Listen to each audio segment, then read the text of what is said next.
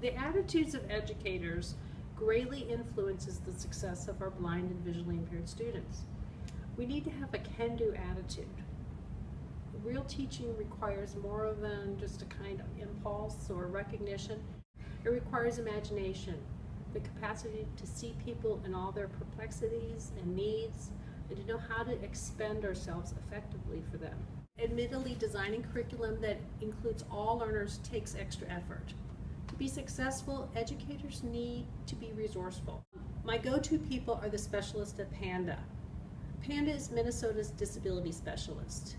It's their resources and expertise that allow our program to provide full classroom access to our blind and visually impaired students. Whether it's CCTVs, a braille embosser, scanners, or different tactile materials such as maps and graphics, talking dictionaries, we receive most of our accommodations and instructional strategies from PANDA.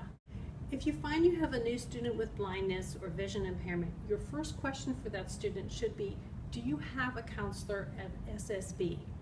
SSB is Minnesota's State Services for the Blind.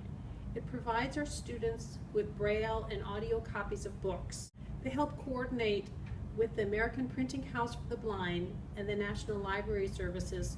Students have many resources available. American Printing House for the Blind has already set up some resources for you. They have tactile graphics. They have grid paper that's tactile. Flashcards that we use with other sighted students, they have them all made up in braille. They have bingo sets in braille. They have talking calculators.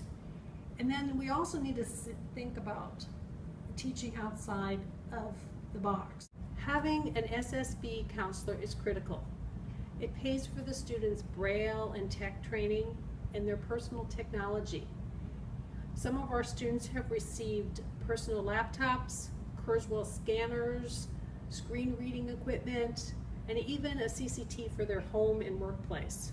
SSB is a vital partner in our mission to best educate our blind and visually impaired students. Because of organizations like Blind Inc. and Vision Loss Resources, our students come to classes having the technology and the braille training needed to be successful in their ESL and adult ed classes. Both agencies teach students how to emotionally adjust to their blindness, to live independently, such as how to navigate around buildings, around town, how to use public transportation, and how to read braille.